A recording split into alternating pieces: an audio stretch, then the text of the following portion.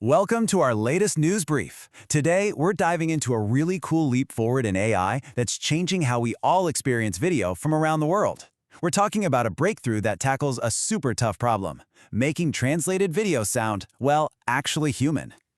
We've all been there, right? You're watching a foreign movie or a show, and the dubbed voices are just wrong.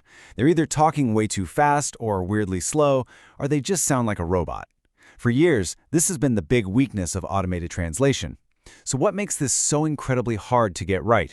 Well, at the heart of it all is just the explosion of global content. I mean, think about it. Creators, companies, educators, everyone wants their videos to reach audiences everywhere. And that means translation. The demand for fast, scalable, and high-quality dubbing has just completely outrun our ability to produce it.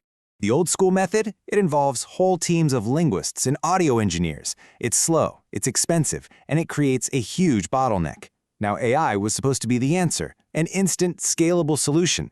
But one massive problem kept getting in the way, and that problem is all about timing. Okay, so this brings us to the real technical reason that AI dubbing has, until now, sounded so unnatural. See, it's not just about getting the words right, it's about the completely different rhythms and structures of human languages. This comparison just lays out the problem perfectly. Take a look. The English sentence has 18 syllables. To say the exact same thing in German, it takes 24 syllables. That's a huge difference. So, when you're dubbing a video, that longer German sentence has to somehow fit into the exact same sliver of time the English speaker took. And yeah, this quote just nails the result. To make that German audio fit, the old AI systems would have to artificially speed it up, and you get that high-pitched chipmunk sound. Or, if you're translating into a shorter language, they'd have to slow it down, and it sounds like a sleepy giant. Either way, it completely shatters the illusion. So this whole challenge actually has a technical name. It's called Duration Adherence. And it's all about this idea that it's not just what you say, but how long it takes you to say it. You know, for on-screen captions, timing is a nice to have. But for dubbing, it is absolutely 100% critical. You get it wrong, and the entire video just feels off. But this is where the news gets really exciting. There's been a fundamental shift in how this problem is being tackled, a genuine breakthrough that moves away from trying to fix the timing after the fact to making sure it never becomes a problem in the first place. You see, the old AI models had one job, and one job only: translate for meaning. That's it. They would generate the perfect translated text, and then they'd try to, just jam it into the original time slot. Pacing was this clumsy afterthought, and it just never, ever worked. The new approach is so much smarter. First, it breaks the original audio into small logical pieces. Then, for each little piece, it calculates the exact syllables and timing to create what's called a time budget. And here's the magic. The AI is then told to generate a translation that is not only accurate, but also fits inside that specific time budget. Timing is now a core constraint right from the very start. Now, this might sound kind of simple, but it actually requires a huge leap in AI reasoning. The AI has to be clever enough to maybe pick a shorter synonym or rephrase a whole concept just to meet that time constraint, all without losing the original meaning. And the results of this new approach? They're measurable and they are significant. I mean, just look at the data. It shows a massive difference. With the older systems, only about half of all the dubbed audio clips actually had a natural sounding pace.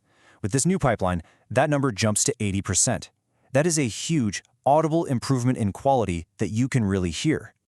And here's the real kicker. This huge leap in natural pacing was achieved without messing up the meaning. The new system keeps an 85.5% semantic fidelity score. So that means it's not just fitting the time, it's also accurately getting the original message across. It's successfully juggling both of those competing goals. And this isn't just some experiment in a lab. The real-world impact was immediate. In the first month after this new technology rolled out, the number of dubbed video exports shot up by 15%. Creators are literally voting with their feet, and they are quickly adopting this much better-sounding technology. So what's next? I mean, solving the timing problem is a massive milestone for sure, but it also opens the door to an even more ambitious future for AI translation. The next frontier is all about understanding the full context of a performance. The goal now is to create what are called truly multimodal systems. And what that means is teaching the AI to process not just the text of what's being said, but to actually analyze the audio and the video signals all together. It's about moving beyond just words and timing to capture the emotion and the intent of the original speaker. Really, the ultimate goal here is for the AI to understand how something was said. Did the speaker's voice rise with excitement? Did they pause for dramatic effect? Which specific words did they punch up to make their point?